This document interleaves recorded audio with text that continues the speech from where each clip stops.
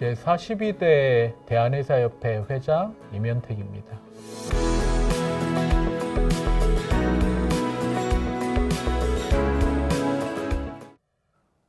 아마 그 평화시였다라고 하면 굉장히 기쁜 일이었겠죠. 근데 뭐 지금은 뭐 국민들이 다 아시다시피 전공의 선생님들, 그리고 그 교수님들, 그리고 의대생들이 굉장히 어려운 상황에 처했기 때문에 이 그 문제를 빨리 잘 해결해야 되겠다라는 책임감이 있기 때문에 마음이 무겁습니다.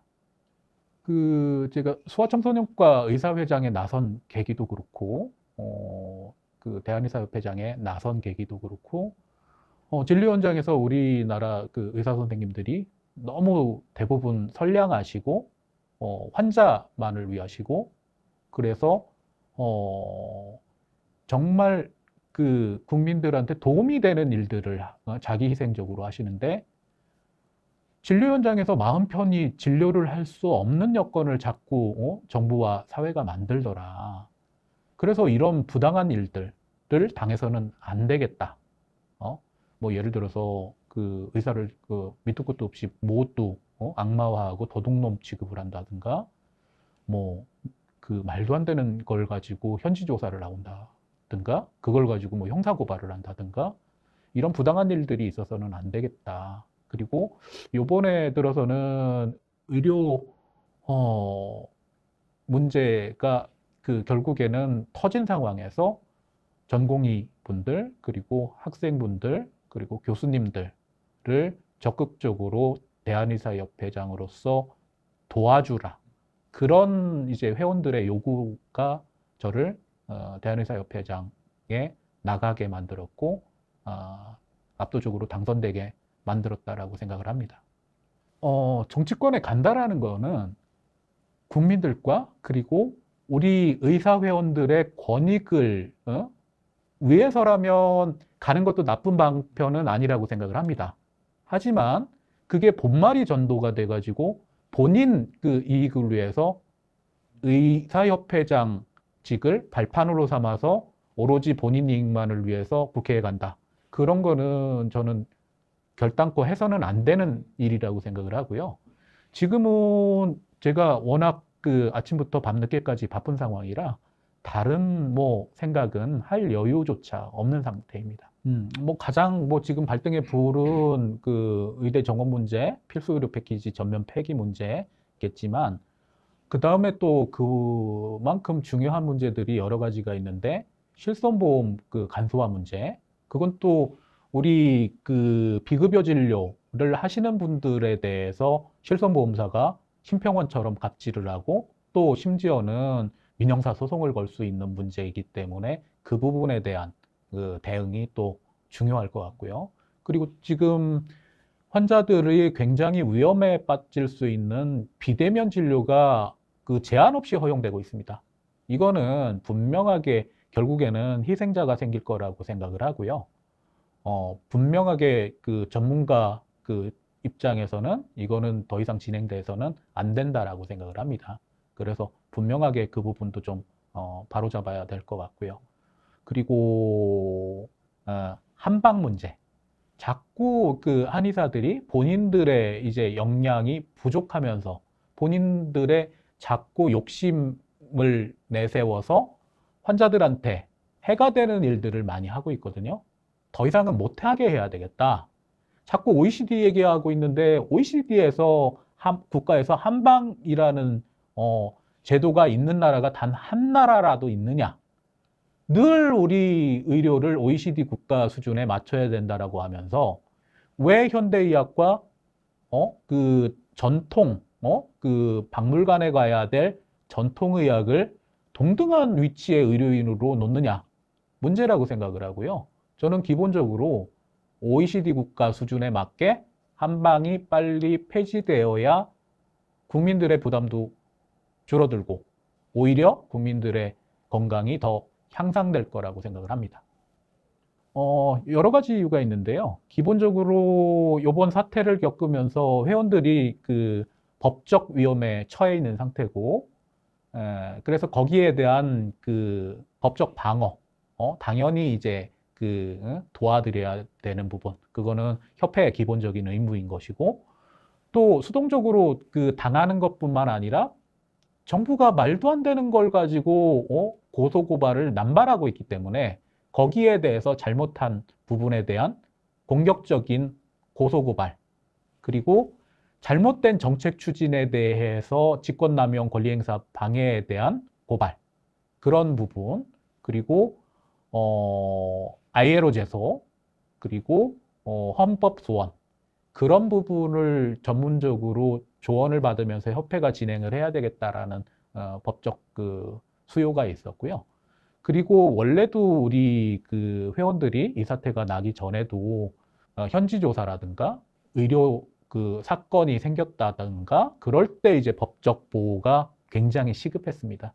그래서 회원들이 가장 힘들어하는 부분에 대해서 분명하게 협회가 가장 일선에 나서서 회원들을 좀 도와줘야 되겠다라는 그런 생각 때문에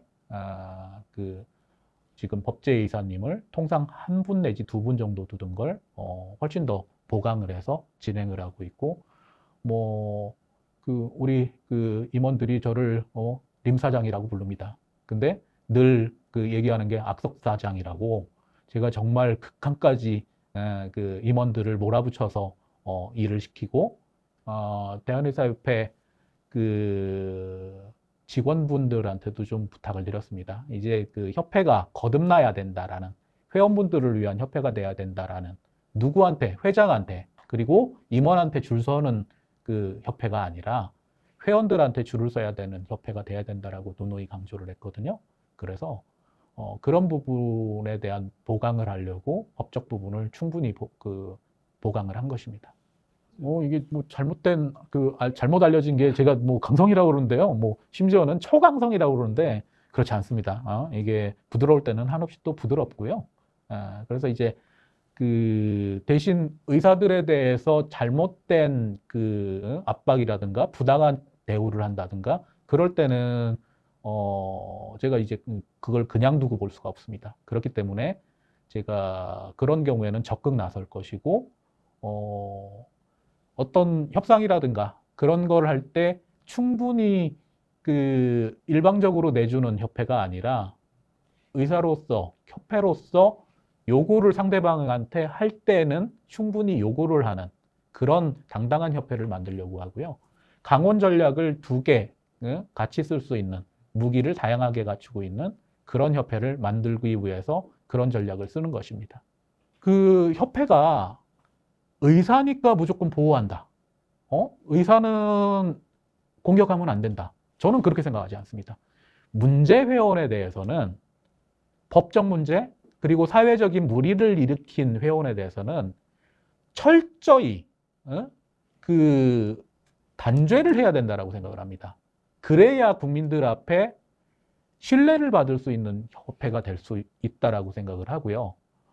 그럼으로써 우리가 대한의사협회가 국민들한테 저희가 이런 일이 있는데 저희는 이렇게 생각합니다 라고 해도 국민들이 역시 전문가 단체는 다르다, 그런 신뢰를 얻게 되는 이런 게 하나하나 쌓이게 되면 정말 국민들께서도 이제는 전문가 단체로 믿을 만하다, 그런 얘기가 나올 것 같고요.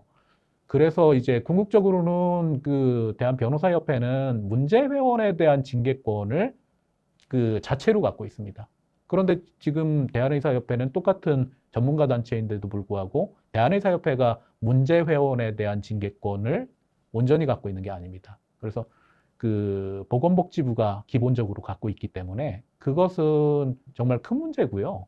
외국에서는 전문가단체, 의사단체가 징계권을 가지고 있지 않고 관료들이 갖고 있는 나라는 거의 없습니다. 그래서 제 임기 중에 분명하게 문제회원을 절대로 대한의사협회가 감싸두고 덮고 가지 않는다, 그런 인식을 국민들한테 드릴 수 있게 그런 일관된 방침을 보여드릴 생각입니다. 이게 지금 거의 80일 가까워 가면서 다들 지쳐 있죠.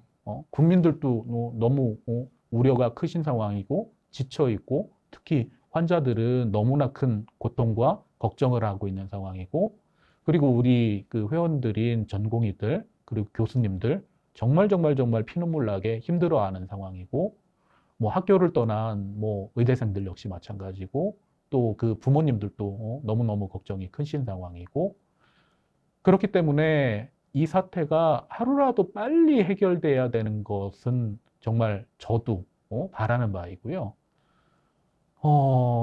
제일 문제는 이제 곧 그 대학병원들이 부도 상황을 맞을 것 같고요.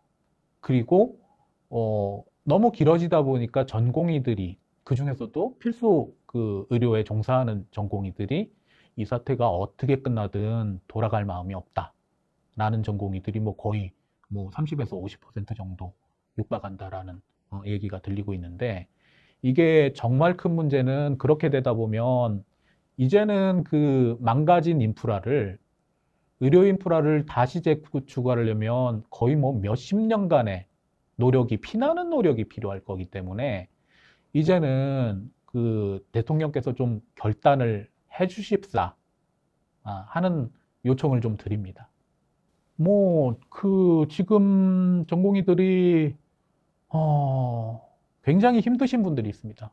뭐, 그 집안 형편이 그, 그냥 생활비만 나가는 정도가 아니라 빚이 뭐 엄청나게 많아가지고 정말로 사직을 해서 본인이 생계를 짊어지고 가야 될 처지인데, 이걸 정부가 사직을 안 시켜줘가지고 너무너무 괴로운 상황이다.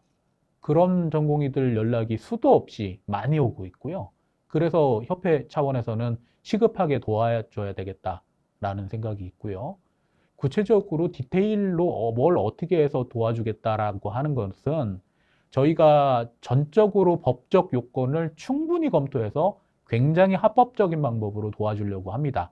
근데 저도 피고발을 그 복지부에서 당한 그 고발장을 보면 정말 말도 안 되는, 누가 봐도 이게 무슨 혐의가 있어서 이거를 고발을 하지? 그냥 괴롭히겠다라는 의도밖에 없거든요. 그래서 구체적으로 뭘 어떻게 어떤 방식으로 도와드리겠다라는 것은 지금 상대방한테 빌미를 줄 일이라서 그것은 이 자리에서는 밝히지는 않겠습니다.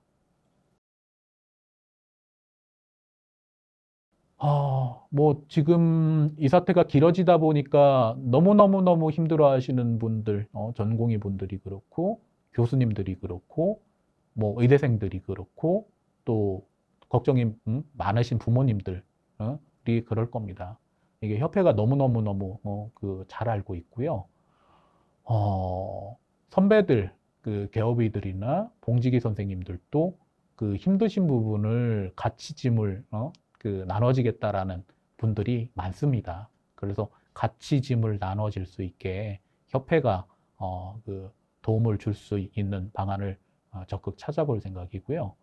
그리고 이게 지금 사태가 길어지면 길어질수록 우리나라 의료 인프라, 굉장히 잘 몇십 년 동안 이룩한 의료 인프라가 완전 붕괴될 상황이기 때문에 협회는 모든 수단을 동원을 해가지고 이 엄중한 사태를 하루라도 더 빨리 그 끝낼 수 있게 최선의 노력을 다하겠습니다.